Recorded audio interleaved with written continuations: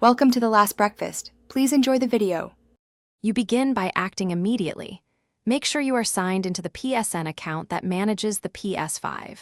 Navigate to Settings, then System, then Remote Play, and turn Remote Play off. This severs active remote sessions from the console. Once done, keep your phone or PC nearby because you will follow up in your account to remove linked devices. This prevents devices from reconnecting automatically and gives you control before removing registrations or changing account credentials. Next, you remove the connections from the account side so they cannot rejoin. Open PlayStation Account Management in a browser or the PlayStation app, locate Devices or Device Management, and remove any listed consoles or remote play entries. If specific device removal is unavailable, use Sign out of all devices to force every session to drop.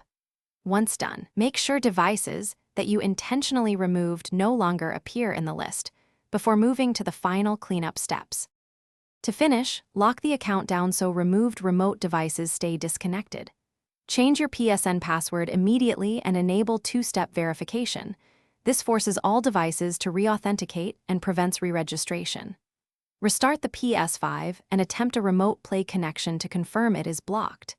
If a device still connects, reset network settings, or, as a last resort, initialize the Ps5 factory reset after backing up data. Troubleshooting tip: if stubborn connections persist, changing the password plus two-step verification almost always severs unauthorized remote play links.